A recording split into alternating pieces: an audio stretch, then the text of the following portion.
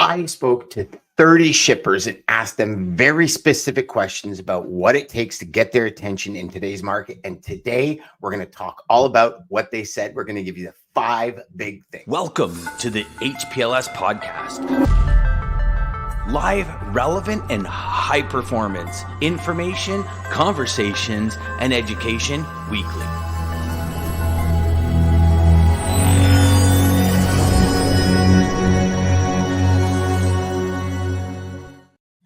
All right, my friends, here's the reality. In today's market, right? Today's market, I think in life in general, everything is condensed, right? You see the explosion of TikTok, minute videos. I can tell you, as I got into YouTube many months ago, I would watch 30, 40, 50, 60 hour-long videos, and I would enjoy it almost like my own little private movie.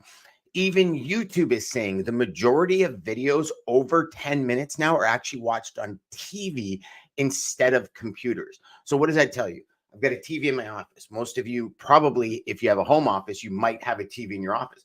I have YouTube videos, anything over 10 minutes playing on the TV, and I'm listening to it passively. Even YouTube is saying people over 10 minutes, things are passively listened to. So what does that mean from a consumption perspective as individuals? Obviously, I believe this fully relates back to sales. All right. So friends, hear me out. I spoke to these shippers and I didn't conduct a regular interview. I wasn't looking to sell them anything. I was just saying, I'm looking to understand where your head's at. Because what's one of the number one rules of sales? I'm going to say, not just say number one, I'm going to say not one of, the number one rule of sales. Always enter the conversation where your prospect is. If you're trying to enter the conversation in the past, the prospect's never going to engage. If you're going to try and enter the conversation in the future, prospect's never going to engage. Rule number one is enter the conversation where they're at. So I asked a series of 12 questions. And over the next couple of weeks, I'm going to deliver all 12 of those answers. Today, I'm going to talk to you about 5 of those answers because I think these are the 5 that kind of I want to hit home the most. Through my sales training, I speak to sales reps all day long. And God bless all of you that I speak to. I'll say that up front. But when I ask them, like, what are you saying? What are you emailing? What do you do? How are you doing it? The answers are, I can tell you without a shadow of a doubt, and this is no insult to any of them because a lot of the times this is the way they're trained. But I'll tell you all this. Every single one, I stop within 30 seconds and I'm like, my man, you just lost me. My friend, you just lost me. And again, if you're watching this and you're one of those individuals, it's nothing against you. It's just, I think as sales reps, we want to try and, verbal diarrhea out as much as possible in a shortest amount of time, thinking I'm going to impress the client or the prospect. I'm going to show them that I know what I'm talking about. And here's the thing. Number one thing on the list, when I looked at all 30 responses of all 12 questions, every single one of them within the top 3, most of them at 1, said this simple thing. Keep it short and to the point. And you look at companies like Lavender. If you're not using Lavender as an email tool, I suggest you use it. But you look at companies like Lavender, their entire corporation, all the data, all the input that they have is built on the fact that 50 words or less get 34% more responses or opens. So what does that translate to when you're on a sales call? Keep it short, right? Email, keep it short. And I'll say this again. I've said it many, many, many, many times to a lot of you. Whatever your desired form of communication is, I really don't care what it is. I don't think and again, my opinion, call it what you will. If you got cute, just put them in the comments. Love to see them. Whatever your desired form of communication is to sell, just get insanely good at that. Like, it's not only cold calls. It's not only emails. It's not only LinkedIn. All of them work. It's not only video prospecting. All of them work. Whatever you're comfortable with, get fucking insanely good at delivering on that medium, right? But number one, keep it short. Number 2, and so number 2 and 3, I thought were actually reversed. And interesting how this one became number 2. And it became number 2 by a very slim margin. I'll just, caveat it with this. But number 2 was, tell me what you do best, the one thing you do best, right? So again, we go back to logistics sales. We cover North America. We're global. We're this. You're not the best at everything. If you think you are, check yourself, look in a mirror, right? I worked at a company that the largest company I worked at was a multi-billion-dollar company, global company, but not every service they offered was the best in the market. And we're talking from international custom brokers, warehousing, OT, like all of it. It had every service and logistics possible, 3PL, 4PL, blah, blah, blah, everything. But we weren't the best at everything. Now, most people in the company was, yeah, we are the best at everything. I'm like, no, we're not. No company is. I don't care who you are. I don't care how many billions of dollars you're worth. You're not the best at everything. Somebody out there will outperform you in certain areas in logistics. So what the consensus came back as number 2 was, what do you do best? Just talk to me about that. If it doesn't quite meet where I'm at right now, maybe it will in the future, but this is what you do best. And I often refer to this as one point of entry. And I truly believe in logistics sales. If we really want to be the best we can be, we have to have a single point of entry into our prospect. And yes, and a lot of you brokers out there are going to hate me for this, but when you don't have that point of entry that meets their needs, just move on. There's a lot of fish in the sea. And even a lot of these traffic managers, I said, so, if I don't meet your point and just move on, he's like, yeah, like right now, what is your number one thing that you do best? If that is not what's in alignment with what I need, then I'd rather not have the conversation at this point. Like, let's call a spade, right, folks? Freight's down, right? Most shippers you speak to, I'm sure you've all heard it. Every shipper I speak to, I ask the question and I hear it. Volumes are down. I'm trying to keep the people I've been with happy.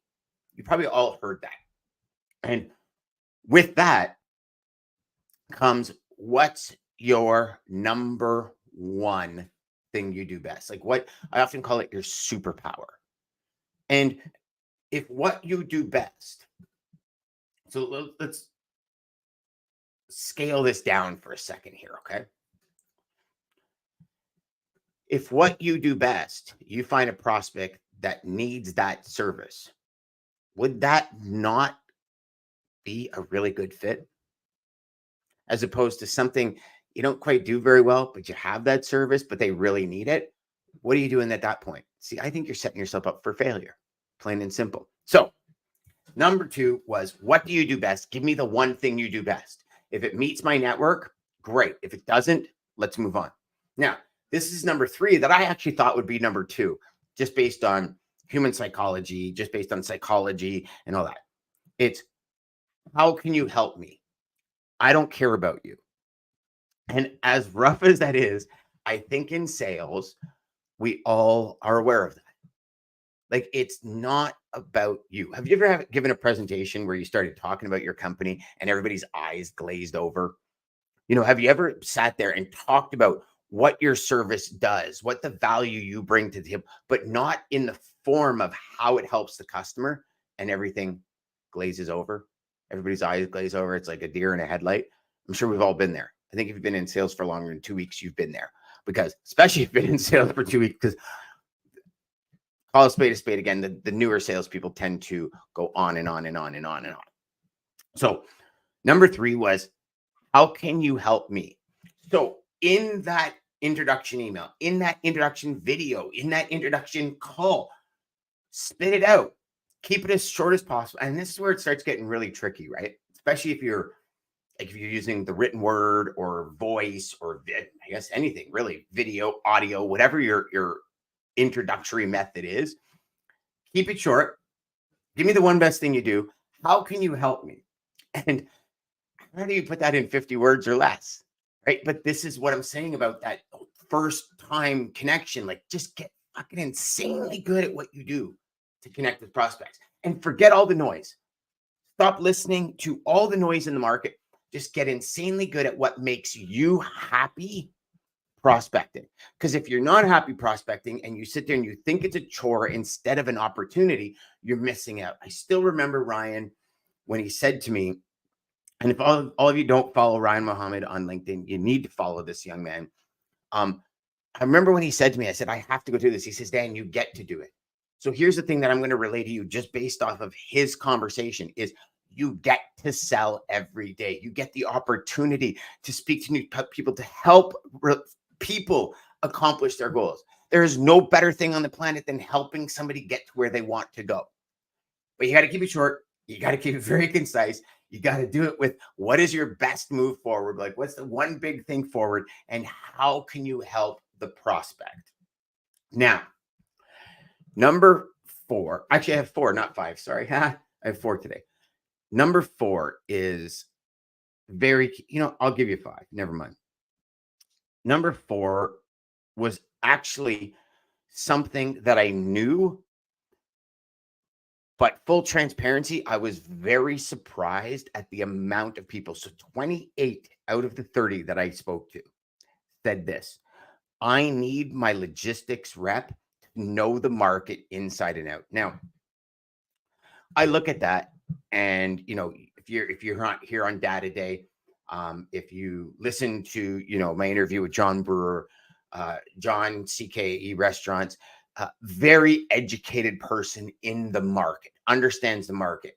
If you listen to Data Day, Dean will tell you that there's more and more shippers getting on the rate platform and understanding data and understanding rate fluctuations and understanding that. And when I asked these individuals, okay, how much of the market do you know? The consensus came back, and I should have got the number, and I never did. I'll try and do it for next time. The consensus came back that, I understand the market. Like, I pay attention. I'm starting to read more articles. Never did a couple of years ago. COVID really changed that for a lot of shippers. But the consensus was, like, I know enough to be dangerous, but I don't know because I don't have time to dig into what you're supposed to be a professional at. And it was very interesting because this area kind of sparked one of the biggest conversations we had and the longest in-depth piece of the conversation we had out of the 12 questions. And part of what they were saying was, like, listen, I get it. As a business owner, you need to understand accounting, you need to understand operations, you need to understand sales, you maybe need to understand manufacturing, you need to understand them all, but you don't go majorly diving into them because you have a function, you have a responsibility. And as an owner, you got to grow the company. You got to work on the company instead of in the company for most times.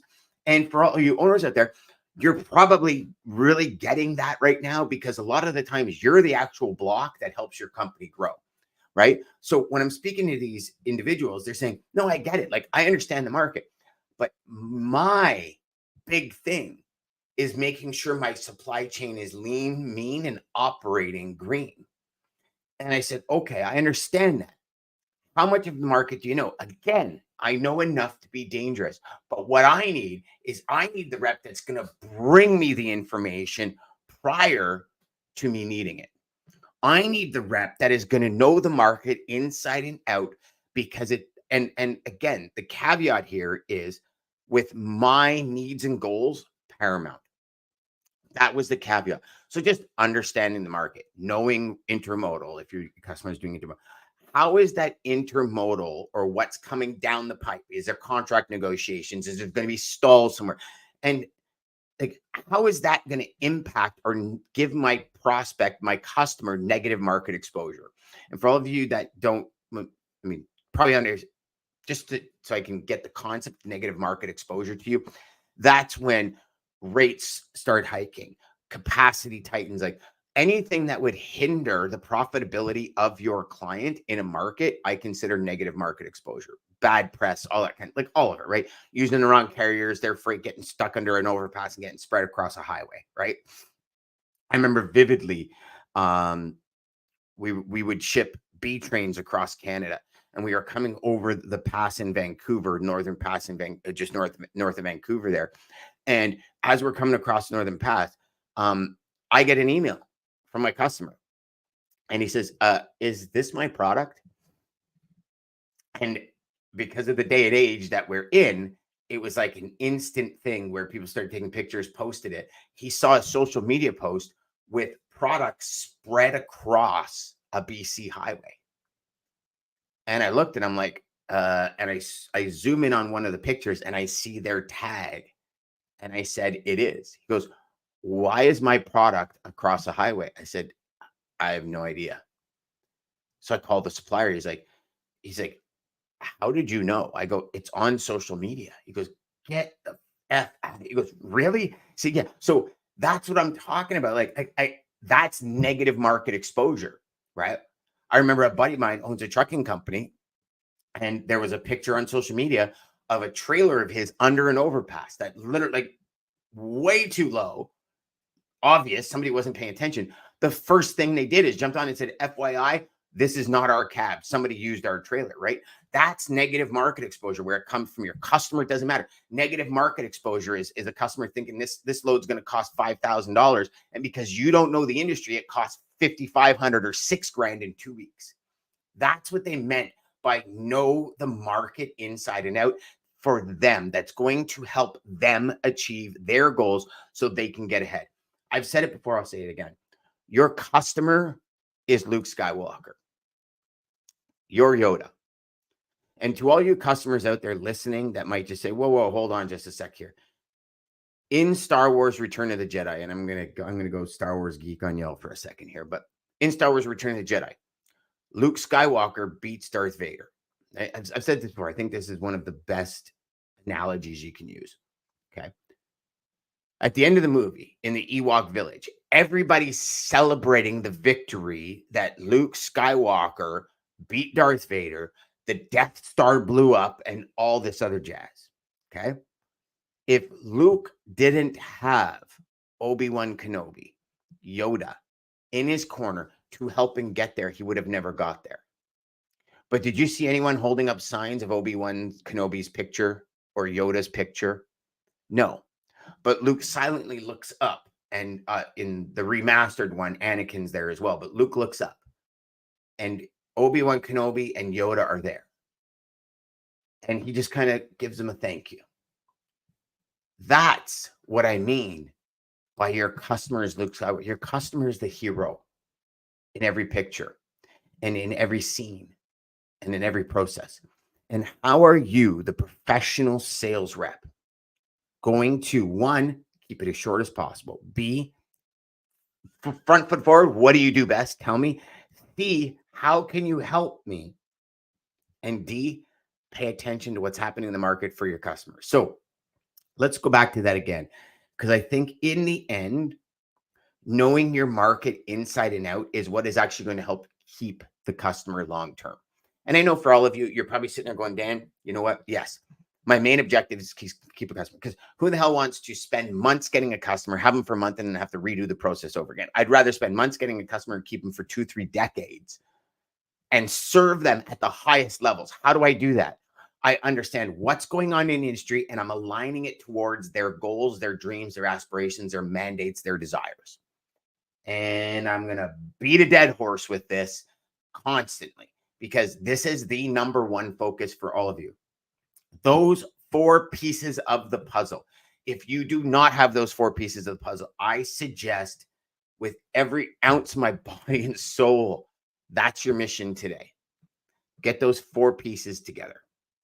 And I'll give you a 5th piece that I didn't prep for, so I hope this is going to be good enough. The 5th piece that I spoke about, and that, if my memory serves me correctly, came in at number 5, was always focus on what it is I need next. And it's interesting because this was one that, and it might have been 6 or 7, but I'm going to use it as 5 because I liked it the best. This is one that I thought was really cool, because I'm always asking customers, like, what's the next mission? What's the next objective? And I don't know very many people in the industry that do that. I don't know very many people in the industry that actually ask what your customers' goals are. And this was one thing that they were saying, like, if you want me long-term as a customer, I need you to keep inquiring with me, because, and most of them admitted, like, I'm horrible at, meaning them, they said, like, I'm horrible at at this idea of calling you when something changed in a board meeting. I just start implementing things towards it. And you see, this is where, as a supplier, as an incumbent, we start doing this with our customer, because we're on this trajectory that this is the path they want. And then what happens is they're actually on another trajectory saying, no, actually, in this board meeting, we just got told we have to go this way. So it's the consistency of saying, hey, where are you at now? What do you need next? What's on the goal? So I've talked about it a lot in my Matrix program and in my reverse engineered logistics course, because we're doing a lot to help reverse engineer the idea of logistics, right? And what it is we're saying to customers, okay, we're like 60% complete on this one goal. What's next? And how do we incorporate that into the completion of this goal and then merge the two? So your two circles kind of come together and you got that sweet spot right in the middle, right? So that was number 5. That's your top 5 things, my friends. I'm going to keep this as short as possible and I'm going to say, in the end, these 5 things, I think if you implement them today and you stay consistent with them, I think you will be absolutely amazed at what results come from it. Until next time, my friends, remember, go out there, make every call educational, and crush your sales. We'll see you tomorrow.